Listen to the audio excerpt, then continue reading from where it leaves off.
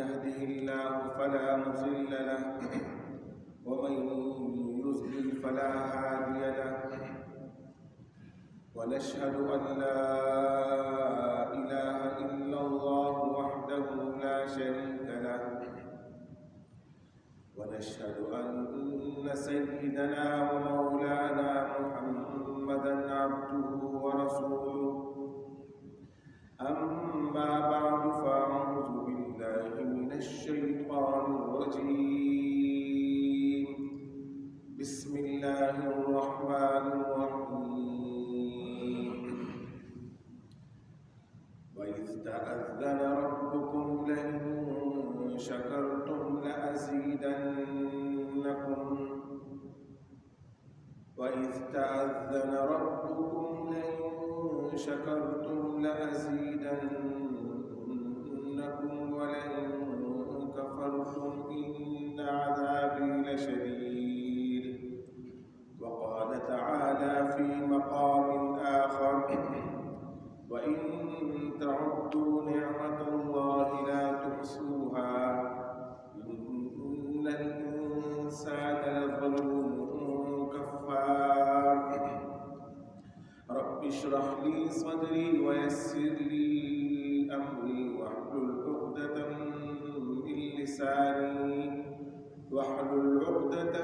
من لساني يفقه قولي رب زدني علما وألحقني بالصالحين. آپ حضرات کے سامنے قرآن مجید کی دو مختلف آیتیں میں نے تلاوت کی ہیں. اس میں جو دوسری آیت ہے اس میں اللہ رب العزت نے فرمایا کہ وَإِن تَعُدُّوا نِعْمَةَ اللَّهِ لَا تُحْصُوهَا کہ اگر تم اللہ کی نعمتوں کو کاؤنٹ کرنا چاہو تو کبھی بھی کاؤنٹ نہیں کر سکتے. یعنی کسی انسان کے لیے یہ ممکن نہیں ہے کہ وہ اگر اللہ پاک کی طرف سے جتنی نعمتیں ان پر ہوئی ہے اگر وہ ان کو شمار کرنا چاہے اور اس کا حساب کرنا چاہے کہ مجھ پہ اللہ کی اتنی نعمتیں ہیں تو اول آل جو کل نعمتیں ہیں اس کو کبھی بھی کاؤنٹ نہیں کر سکتا. تو پھر اللہ رب العزت نے فرمایا کہ ان الانسان لظلوم کفار بے شک ان نعمتوں کے باوجود جو ہے انسان وہ ظالم ہے اور ناشکر ہے. یعنی میری نعمتوں کی ناقدری کرتا ہے. اللہ رب العزت کی انسان پر کی گئی نعمتوں میں سے اگر ہر نعمت کا ہم اندازہ لگائیں تو ہر ایک نعمت اپنی مثال آپ ہے. اگر آپ آنکھیں دیکھیں, اگر آپ کان دیکھیں, اگر آپ پاؤں دیکھیں, اگر آپ ہاتھ دیکھیں اور ہر ایک نعمت کے بارے میں یہ سوچیں کہ اگر یہ نعمت میرے پاس نہ ہوتی تو میری کیا حالت ہوتی, اور ان نعمتوں کے بارے میں اگر ان افراد سے پوچھیں جن کے پاس وہ نعمتیں نہیں ہیں کہ ذرا ان سے ان کی قدر معلوم کرے کہ یہ نعمتیں کتنی بڑی نعمتیں ہیں اور کتنی اہم نعمتیں ہیں, تو اس کے بعد ان نعمتوں کی قدر کا صحیح اندازہ ہوگا. انہی نعمتوں میں سے ایک نعمت جو ہے وہ آزادی ہے. آزادی اللہ رب العزت کی طرف سے بہت بڑی نعمت ہے, اور یہ وہ نعمت ہے کہ جن قوموں کو یہ آزادی نہیں ملی ہے ان سے ہی ان کی حالت زار کو دیکھ کر ہی اس نعمت کی قدر و منزلت کا صحیح مرتبہ اور صحیح احسان ہونا ہمیں معلوم ہوگا. اگر ہم پاکستان کی بات کرتے ہیں تو یہ اللہ رب العزت کی طرف سے یہ نعمت جو ہے جس موقع پہ 1947 کے موقع پہ یہ نعمت اللہ پاک نے ہمیں دی تو اس موقع پہ دو بڑی نعمتیں دی, ایک آزادی اور دوسری جو ہے وہ الگ ملک کا قیام. آزادی مستقل ایک نعمت ہے, الگ ملک کا قیام مستقل ایک نعمت ہے. پھر اس 1947 سے پہلے جو مسلمانوں کی حالت تھی وہ حالت یہ تھی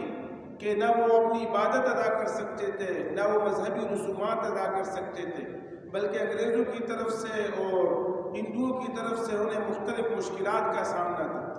اور غلامی کی ایک ایسی کیفیت تھی کہ جس ملک پر اگر کسی اور کا قبضہ ہو تو وہاں حالت یہ ہوتی ہے کہ نہ کوئی اپنی عبادت ادا کر سکتا ہے, نہ کوئی اپنی جو ہے نا زندگی سکون کے مطابق گزار سکتا ہے, نہ اپنی جائز خواہشات پوری کر سکتا ہے. تو اللہ رب العزت نے اس موقع پر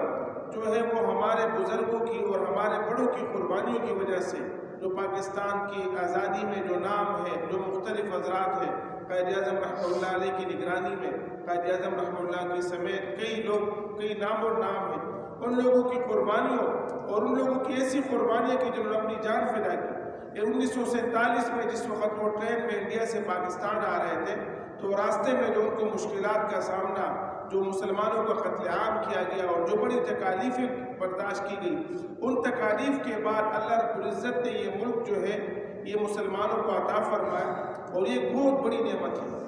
اس نعمت کے بارے میں جو ہے اس کا اندازہ آپ اس بات سے لگایا جا سکتا ہے، اس نعمت کا اندازہ اس بات سے لگا سکتے ہیں کہ جب کسی کا ملک آزاد ہوتا ہے تو وہ اللہ کی رضا کے مطابق اپنی زندگی گزار سکتا ہے، وہ کسی غیر ملکی قانون کا پابند نہیں ہوتا، بلکہ اپنی شریعت اور اپنے اسلام کا نفاذ کر سکتا ہے، اپنی دین پہ عمل کر سکتا ہے، تعلیم حاصل کر سکتا ہے اور دوسری کئی ساری جو سہولیات جو اس ملک کے اندر ان کو میسر ہوتی ہیں۔ اس آزادی کے لیے سابقہ دور میں اگر ہم پیارے نبی صلی اللہ علیہ وسلم کے دور پر نظر رکھیں تو اس دور میں صحابہ کرام نے اس دور میں پیارے نبی صلی اللہ علیہ وسلم کی قیادت میں کئی ساری قربانیاں دی تھیں۔ جس وقت انہیں مدینہ منورہ اور مکہ مکرمہ میں اسلامی ریاست کا قیام نافذ کرنا تھا، خصوصاً ایک جنگ احزاب کے موقع پر، وہ اتنی خطرناک جنگ تھی، اتنی سخت جنگ تھی کہ اللہ رب العزت نے فرمایا کہ اذ جاءوکم من فوقکم ومن اسفل منکم واذ زاغت الابصار وبلغت القلوب الحناجر وتظنون باللہ الظنون، کہ جب دشمن تمہارے اوپر سے آئے اور تمہارے نیچے سے، مطلب یہ کہ ہر طرف سے دشمن آئے، من فوقکم ومن اسفل منکم واذ زاغت الابصار، اور تمہاری جو ہے وہ آنکھیں پھٹنے لگی، یعنی دشمن کا اتنے کثیر مقدار میں کہ ہر طرف سے دشمن ہی دشمن تھے کہ خوف کی وجہ سے انسان کی غیر فطری طور پہ ایک ایسی حالت ہوتی ہے جب کئی طرف سے دشمنوں کا حملہ ہوتا ہے اور تعداد بھی کم ہوتی ہے، تو قرآن نے فرمایا کہ وَإِذْ زَاغَتِ الْأَبْصَارُ، تمہاری آنکھیں پھٹنے لگی، وَبَلَغَتِ الْقُلُوبُ الْحَنَاجِرَ، اور تمہارے دل جو ہے وہ گلوں تک آ گئے، وَتَظُنُّونَ بِاللَّهِ الظُّنُونَ، اور تم اللہ رب العزت کے بارے میں جو ہے طرح طرح کے گمان کرنے لگے کہ یا اللہ کیا ہوگا، ہمارا جو ہے وہ دشمنوں کا غلبہ ہے، ان کی تعداد زیادہ ہے، ہماری تعداد کم ہے۔ پھر اللہ رب العزت نے فرمایا کہ هُنَالِكَ ابْتُلِيَ الْمُؤْمِنُونَ، کہ اللہ رب العزت نے اس موقع پہ مسلمانوں کو خوب آزمایا، وَزُلْزِلُوا زِلْزَالًا شَدِيدًا، اور ان کو خوب جھنجھوڑا گیا۔ یعنی یہ غزوہ احزاب کی کیفیت، یعنی آزادی کے حصول کے لیے پیارے نبی صلی اللہ علیہ وسلم نے آزادی کے حصول اور اسلام کی سربلندی کے لیے، اسلام کا پیغام عام کرنے کے لیے، مملکت اسلامیہ کی ریاست قائم کرنے کے لیے کتنی قربانیاں دی۔ اسی طرح اگر ہم غزوہ بدر پہ نظر رکھیں تو جب 313 صحابہ کرام پیارے نبی صلی اللہ علیہ وسلم کے ساتھ بدر کے میدان میں تھے تو پیارے نبی صلی اللہ علیہ وسلم نے اللہ پاک سے دعا کی اور اللہ رب العزت سے فرمایا کہ یا اللہ یہ 313 صحابہ کرام ہیں، یہ 313 میرے ساتھی ہیں، یہ یہاں پر آئے ہیں، آپ کی دین کی سربلندی کی خاطر جو ہے وہ لڑ رہے ہیں، آپ کی دین کی سربلندی کی خاطر جو ہے وہ اپنی قربانی پیش کرنے آئے ہیں، یا اللہ آپ ان کی غیبی مدد فرما، اور اگر آپ ان کی مدد نہیں فرمائیں گے اور خدا نہ خواستہ یہ حضرات شہید ہو جائے تو زمین پہ آپ کے نام لینے والا کوئی نہیں ہوگا۔ اللہ رب العزت نے پیارے نبی صلی اللہ علیہ وسلم کی دعا قبول کی اور اس کے بعد آسمان سے تقریباً 1000 فرشتے جو ہیں مسلمانوں کی مدد کے لیے آئے، اور وہ ایسے فرشتے تھے جو سفید لباس میں تھے اور انہوں نے سفید پگڑیاں پہنی ہوئی تھی۔ یعنی خلاصہ کلام یہ ہے کہ اسلامی مملکت کے قیام کے لیے اور دعوت و دین کے کام کے لیے، دعوت و دین کے جو ہے نا نشر و اشاعت کے لیے بڑی قربانیاں دینی پڑتی ہیں، جو کہ پیارے نبی صلی اللہ علیہ وسلم کے دور سے یہ سلسلہ چلتا آ رہا ہے۔ اسی طرح قربانیاں جو ہے وہ پاکستان کی آزادی کے لیے بھی دی گئی، اور اب اللہ رب العزت نے یہ وطن جو ہے یہ ایک نعمت ہے، یہ اللہ پاک کی طرف سے ایک بہت بڑی نعمت ہے، آزادی ایک بہت بڑی نعمت ہے، اور اب یہ نعمت اللہ پاک نے اس قوم کو دی ہے، اب اس نعمت کی قدر کرنی چاہیے، اور نعمت کی قدر کے بارے میں قرآن نے فرمایا کہ لَإِن شَكَرْتُمْ لَأَزِيدَنَّكُمْ وَلَإِن كَفَرْتُمْ إِنَّ عَذَابِي لَشَدِيدٌ، کہ اگر تم میرا شکر کرو گے لَأَزِيدَنَّكُمْ، اگر میری نعمتوں کا شکر کرو گے لَأَزِيدَنَّكُمْ تو میں تمہیں اور زیادہ نعمتیں دوں گا، وَلَئِن كَفَرْتُمْ اور اگر تم ناشکری کرو گے إِنَّ عَذَابِي لَشَدِيدٌ تو میرا عذاب بڑا سخت ہے۔ اگر آپ اس دور میں اندازہ لگائیں تو کئی سارے اسلامی ممالک ایسے ہیں کہ وہاں پر بھی بڑی ساری پابندیاں ہیں، وہاں پہ آپ اپنا پیغام نہیں پہنچا سکتے، وہاں پر اگر آپ وہ کسی مسجد میں تقریر کرنا چاہیں تو اس میں آپ پر پابندی ہوتی ہے، آپ کوئی ایسی بات نہیں کر سکتے جو ملکی اور حکومتی قانون کے خلاف ہو۔ یہاں پر الحمدللہ یہ ایک بہت بڑی آزادی ہے اس ملک کے اندر کہ آپ اسلام کا پیغام پہنچا سکتے ہیں، آپ اسلام کے بارے میں آواز اٹھا سکتے ہیں۔ پھر دوسری بات یہ ہے کہ یہاں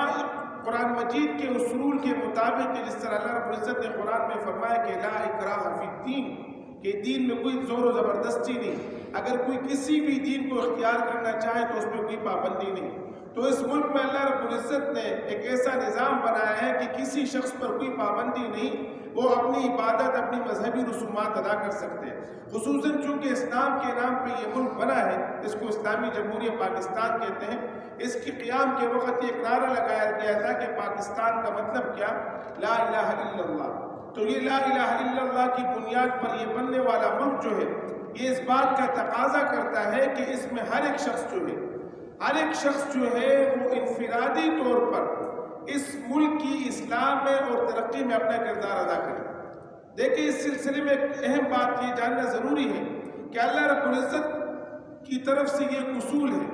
جب وہ کوئی نعمت دیتے ہیں اور اگر اس نعمت کی ناقدری ہوتی ہے تو پھر اللہ کی طرف سے عذاب بھی بہت سخت آتا ہے۔ عیسائیوں کے بارے میں قرآن میں یہ واقعہ مشہور ہے کہ انہوں نے حضرت عیسیٰ علیہ السلام سے درخواست کی کہ اے عیسیٰ آپ اللہ کے نبی ہیں، اگر آپ اللہ کے نبی ہیں تو آپ آسمان سے ہمارے لیے ایک دسترخوان نازل کر دیں، کہ آسمان سے ایک دسترخوان زمین پر آئے اور اس میں مختلف قسم کی خوراک ہو اور ہر طرح کی جو خوراک ہم چاہیں اس میں موجود ہو۔ حضرت عیسیٰ علیہ السلام نے اللہ رب العزت سے دعا کی کہ یا اللہ یہ لوگ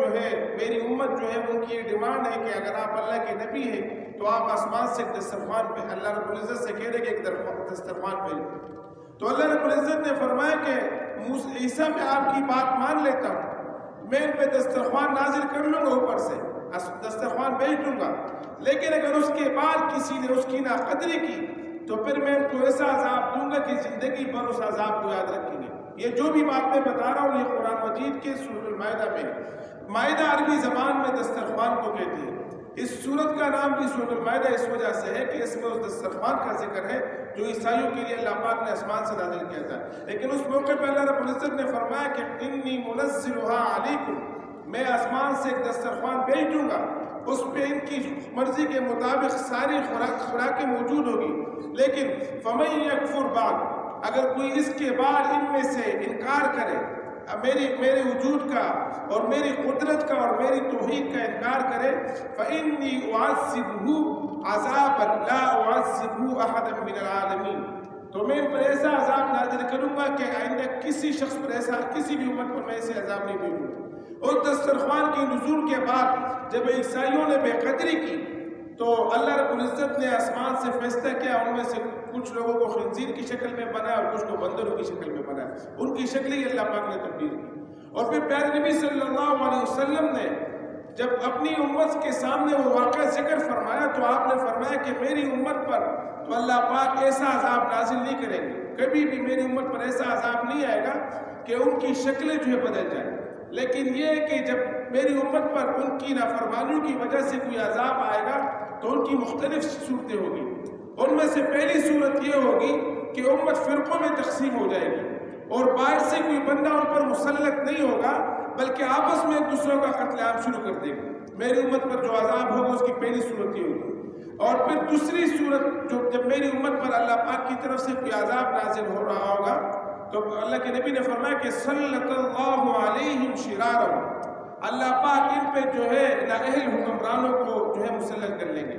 ان پر جو ملک کا اقتدار چلانے والے ہوں گے وہ ایسے ہوں گے کہ جو نااہل ہوں گے، جو قرآن اور شریعت کے مطابق وہ حکمرانی نہیں کریں گے۔ پھر تیسرے نمبر پر پیارے نبی نے فرمایا کہ جب میری امت پر اللہ کا عذاب آئے گا، اللہ کی طرف سے آزمائش آئے گی تو اس کی صورت یہ ہوگی کہ امت کے جو نیک لوگ ہیں ان کی دعا قبول نہیں ہوگی۔ اللہ کی طرف سے یہ فیصلہ ہوگا کہ امت میں نیک لوگ بھی دعا کریں گے، وہ دعا بھی قبول نہیں ہوگی۔ تو اب یہ اللہ پاک نے ایک ملک دیا ہے، ایک نعمت دی ہے، اس نعمت کی شکر کرنے کا ہم سے تقاضا کیا گیا ہے، اور اس نعمت کا شکر یہ ہے کہ ہم اس ملک کے اندر اللہ رب العزت کی رضا کے مطابق زندگی گزاریں، اللہ کے پیغام کو عام کریں، اللہ کے احکامات جتنی بھی اللہ رب العزت نے قرآن مجید نازل کیا ہے اور اس میں جتنے بھی احکامات ہیں اس پہ خود عمل کریں اور دوسروں کو عمل کریں۔ ہمارے ہاں سب سے بڑا مسئلہ یہ ہوتا ہے کہ ہم میں سے ہر ایک شخص یہ کہتا ہے کہ دوسرا ٹھیک ہو جائے۔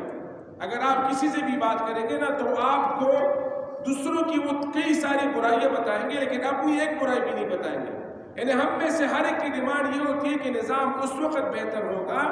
جب تک دوسرا آدمی ٹھیک ہو جائے، حالانکہ جب دوسرے کی طرف ایک انگلی ہم اٹھاتے ہیں تو اپنی طرف 4 انگلی آتی ہے۔ اور اللہ رب العزت نے اس کا نقشہ قرآن میں کہا ہے کہ یا ایھا الذین آمنوا علیکم انفسکم، اے ایمان والو تم اپنی اصلاح کرو، علیکم انفسکم، آپ پر لازم ہے کہ اپنی اصلاح کرنا، لا یضرکم من ضل اذا اهتدیتم، اگر کوئی شخص گمراہی پر ہو اور تم ہدایت پر ہو تو اس کی گمراہی تمہیں نقصان نہیں پہنچائے گی۔ الی اللہ مرجعکم جمیعا، اللہ کی طرف جانا ہوگا ایک دن تم سب کو، فینبئکم بما کنتم تعملون، تو اللہ رب العزت تمہیں بتائیں گے تمہارے اعمال کے بارے میں، ہر ایک شخص سے جو ہے نا اس کے اعمال کا محاسبہ ہوگا۔ یعنی اس آیت کا مقصد یہ ہے کہ آپ کا کام ہے دوسروں کو سمجھانا، دعوت و تبلیغ کا کام وہ تو اس امت کا بنیادی مقصد ہے، اس مقصد کے لیے اس امت کو بھیجا گیا۔ اللہ رب العزت نے قرآن میں فرمایا کہ کنتم خیر امت اخرجت للناس، کہ تم سب سے بہترین امت ہو، تم لوگوں کے فائدے کے لیے نکالے گئے ہو۔ اور پھر اس امت کی جو تعریف کی گئی ہے اس کی وجہ یہ بیان کی گئی ہے کہ تأمرون بالمعروف، تم لوگوں کو نیکی کا حکم دیتے ہو، وتنہون عن المنکر، اور تم لوگوں کو برائی سے روکتے ہو، وتؤمنون باللہ، اور تم اللہ پر ایمان لاتے ہو۔ یہ وہ صفات ہے کہ ان صفات کی وجہ سے اللہ رب العزت نے اس امت کو بہترین امت قرار دیا ہے۔ تو دعوت و تبلیغ کا کام جو ہے وہ تو سب کی ذمہ داری ہے قرآن کی رول کے مطابق، لیکن اس کے ساتھ ساتھ اصلاح کا آغاز اپنے آپ سے کرنا ضروری ہے۔ صحیح ہے، یہی وہ شکوہ تھا جو اللہ رب العزت نے یہودیوں سے یہ شکوہ کیا تھا، بنی اسرائیل سے جو شکوہ تھا قرآن میں موجود ہے پہلے پارے میں، کہ اتأمرون الناس بالبر وتنسون انفسکم وانتم تتلون الکتاب، کہ اے یہودیوں تم لوگوں کو نیکی کا حکم دیتے ہو، وتنسون انفسکم، اور اپنے آپ کو بھول چکے ہو۔ صحیح ہے، اور پھر فرمایا کہ وانتم تتلون الکتاب، اور تم کتاب بھی پڑھتے ہو، افلا تعقلون، کیا تم میں عقل نہیں ہے؟ یہ کیسے کام کرتے ہو کہ دوسروں کو نیکی کا حکم کرتے ہو، خود جو ہے نا اس پہ عمل نہیں کرتے ہو؟ تو اسلام کا اصول یہ ہے، اسلام کا نظریہ یہ ہے کہ نیکی اور اچائی کا آغاز اپنے آپ سے کرنا ہے۔ جب آپ اپنی اصلاح کرو گے اور اپنے گھر والوں کی اصلاح کرو گے تو تب آپ کے بات میں وزن ہوگی، اور تب ملک کا نظام بہتر ہوگا، معاشرے کا نظام بہتر ہوگا۔ اور اس سلسلے میں اللہ رب العزت نے قرآن میں فرمایا کہ یا ایھا الذین آمنوا قوا انفسکم واہلیکم نارا، اے ایمان والو اپنے آپ کو بچاؤ، قوا انفسکم واہلیکم نارا، اور اپنے گھر والوں کو، اپنی بیوی کو، اپنے بچوں کو بچاؤ۔ کس سے؟